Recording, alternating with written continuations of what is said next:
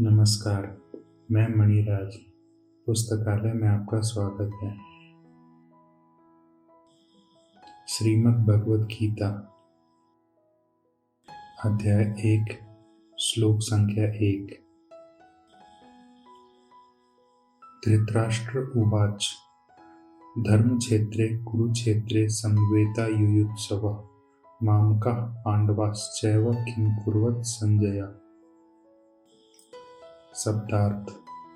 संजय, हे संजय, धर्म क्षेत्रे अर्थात धर्म भूमि, कुरुक्षेत्रे कुरुक्षेत्र में, समवेता इकट्ठे हुए, युयुत्सव युद्ध की इच्छा वाले, मामका मेरे, च और पांडवा पांडु के पुत्रों ने, एव भी, किम क्या, अकुर्वत किया।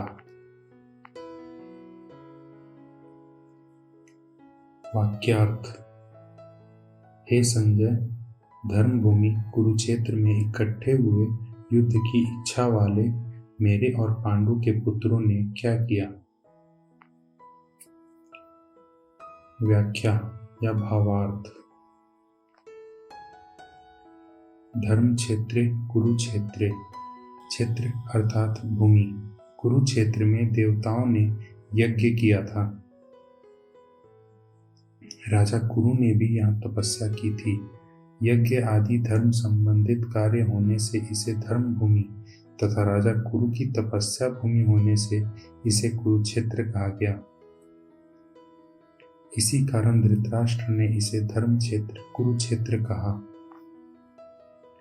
धर्म क्षेत्र कुरुक्षेत्र शब्द बोलने का अर्थ यह है कि यह भूमि अपने कुरुवंशियों की है, जो एक तीर्थ भूमि भी है। ऐसा विचार करके एवं श्रेष्ठ पुरुषों की सम्मति लेकर ही युद्ध के लिए यह भूमि चुनी गई है। संसार में प्रायः 3 बातों को लेकर लड़ाई होती है: भूमि, धन और स्त्री। राजाओं की लड़ाई मुख्यतः जमीन को लेकर होती है। यहाँ कुरुक्षेत्र शब्द का प्रयोग भी जमीन को लेकर लड़ने के कारण हुआ है। धृतराष्ट्र और पांडव दोनों ही कुरुवंश के हैं। कुरुवंशी होने के कारण दोनों का जमीन पर समान हक बनता है, इसलिए दोनों जमीन के लिए लड़ाई करने आए हैं। यद्यपि अपनी भूमि होने के कारण दोनों के लिए कुरुक्षेत्र शब्द का प्रयोग न्याय संगत है। तथापि हमारी सनातन वैदिक संस्कृति ऐसी है कि कोई भी कार्य करना हो तो वह धर्म को सामने रखकर ही होता है। युद्ध जैसा कार्य भी धर्म भूमि में ही करते हैं, जिससे मरने वालों का भी कल्याण हो। इसलिए यहाँ कुरुक्षेत्र के साथ धर्म क्षेत्र पद आया है। यहाँ धर्म शब्द से एक बात और स्पष्ट होता है। यदि गीता के प्रथम शब्द धर्म से धर और अंतिम शब्द मम से म को जोड़ा जाए तो धर्म शब्द बनता है। अतः संपूर्ण गीता धर्म के अंतर्गत है, अर्थात धर्म के सारे सिद्धांतों का इस गीता में विस्तृत रूप से वर्णन किया गया है। और गीता के सिद्धांतों के अनुसार कर्म कर्तव्य करने से धर्म का पालन हो जाता है। इससे पता चलता है कि मनुष्यों को कोई भी कार्य धर्म को सामने रखकर ही करना चाहिए, केवल अपने सुख और सुख की दृष्टि से नहीं, सभी के हितों को ध्यान में रखकर करना चाहिए। समवेता युयुत्सव, सभी के द्वारा बार बार संधि का प्रस्ताव रखने पर भी दुर्योधन ने संधि करना स्वीकार नहीं किया।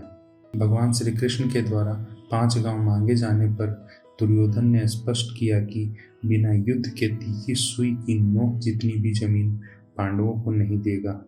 तब मजबूर होकर पांडवों ने युद्ध करना स्वीकार किया। दुर्योधन में युद्ध की इच्छा विशेष रूप से थी। उसका मुख्य उद्देश्य ही राज्य प्राप्ति का था, चाहे वो धर्म से हो या अधर्म से, न्याय से हो या अन्याय से। किसी तरह उसको संपूर्ण राज्य चाहिए था। इसलिए विशेष रूप से दुर्योधन का पक्ष ही युयुत्सु अर्थात युद्ध की इच्छा वाला था। पांडवों में धर्म की मुख्यता थी। उनका भाव ऐसा था कि हम चाहे जैसे भी जीवन यापन कर लेंगे परंतु अपने धर्म के विरुद्ध नहीं चलेंगे। इस बात को लेकर महाराज युधिष्ठिर युद्ध नहीं करना चाहते थे, परंतु माता कुंती की आज्ञा होने के कारण ही महाराजा युधिष्ठिर की युद्ध में प्रवृत्ति हुई थी।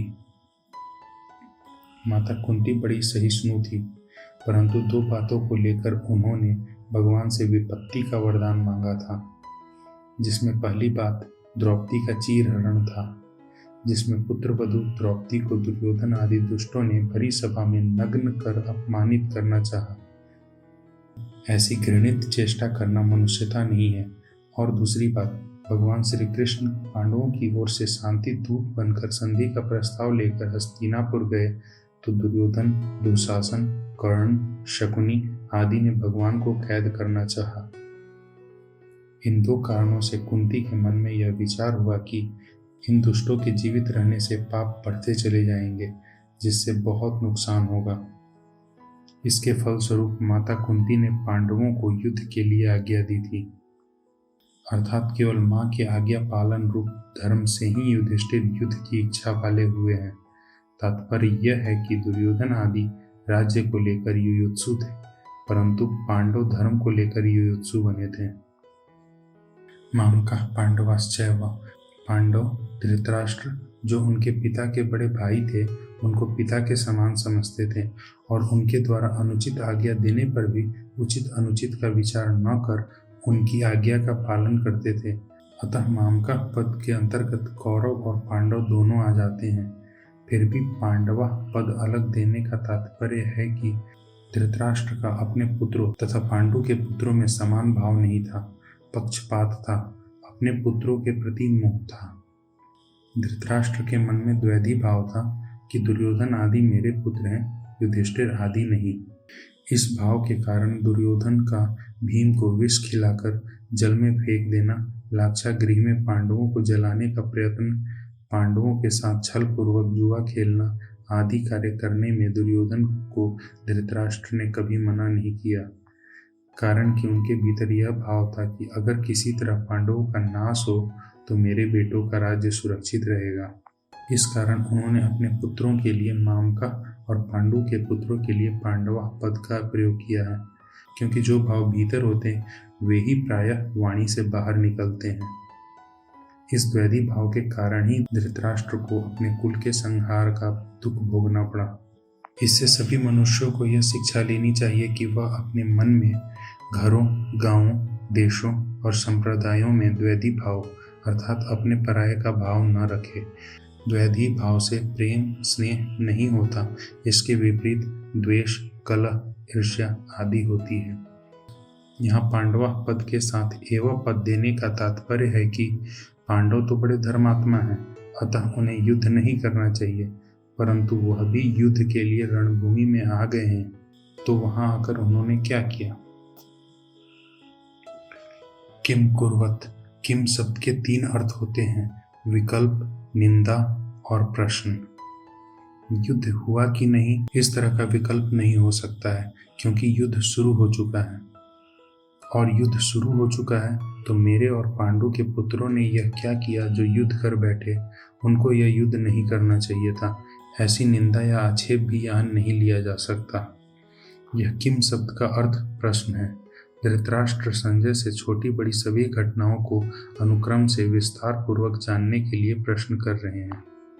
परिशिष्ट भाव, मेरे पुत्र मामका और पांडु के पुत्र पांडवा, इस मतभेद से ही धृतराष्ट्र के भीतर राग द्वेष पैदा हुई, जिसके फलस्वरूप 100 के 100 कौरव मारे गए, पर पांडव एक भी नहीं मारा गया। धृतराष्ट्र के मन में मामका और पांडवा के भेद से लड़ाई हुई, जिससे अर्जुन के मन में कल्याण की अभिलाषा जागृत हुई, जिसके फलस्वरूप गीता प्रकट हुई। अगर आपको ये वीडियो अच्छा लगा तो लाइक करें, शेयर करें, सब्सक्राइब करें। तब तक के लिए धन्यवाद।